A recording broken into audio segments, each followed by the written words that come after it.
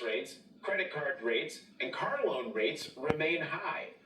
The Wall Street Journal reports, quote, "The recent tumult is a sharp about-face from last year's gangbuster stock rally, which helped turbocharge Americans' portfolios and mint a record number of 401k millionaires as of last fall. The average 401k balance was $131,700 at the end of 2024, the second highest level on record, and a 44% jump from a decade earlier, according to Fidelity Investments. Lisa Paris of LaGrange, Kentucky, and her husband were expecting a market reset within the next year, but were still surprised by the sluggish economic performance during the first months of Trump's return to office. The couple have lost $70,000 in retirement savings since January. And of course, Trump isn't learning his lessons. Today, Trump threatened even more tariffs. This time, a 200% tariff on alcohol imports from Europe. Oh, gee. If only he listened to the former star of the Republican Party, nearly 40 years before it became the party of Trump. At first, when someone says, let's impose tariffs on foreign imports, it looks like they're doing the patriotic thing by protecting American products and jobs.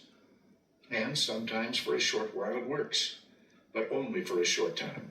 What eventually occurs is, first, homegrown industries start relying on government protection in the form of high tariffs. They stop competing and stop making the innovative management and technological changes they need to succeed in world markets. And then, while all this is going on, something even worse occurs. High tariffs inevitably lead to retaliation by foreign countries and the triggering of fierce trade wars. The result is more and more tariffs, higher and higher trade barriers, and less competition. So soon, because of the prices made artificially high by tariffs that subsidize inefficiency and poor management, people stop buying. Then the worst happens. Markets shrink and collapse, businesses and industries shut down, and millions of people lose their jobs. Americans are not confused about what is happening and who's to blame.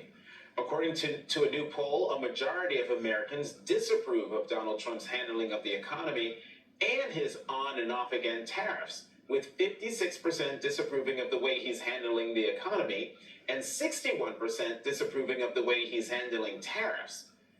And as a result, Donald Trump is causing anxiety among Americans of all economic backgrounds.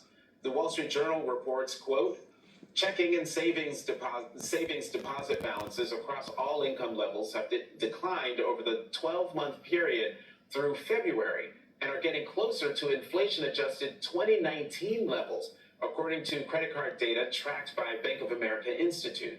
Wage growth for all income groups has slowed over the past year, per data from the Federal Reserve Bank of Atlanta.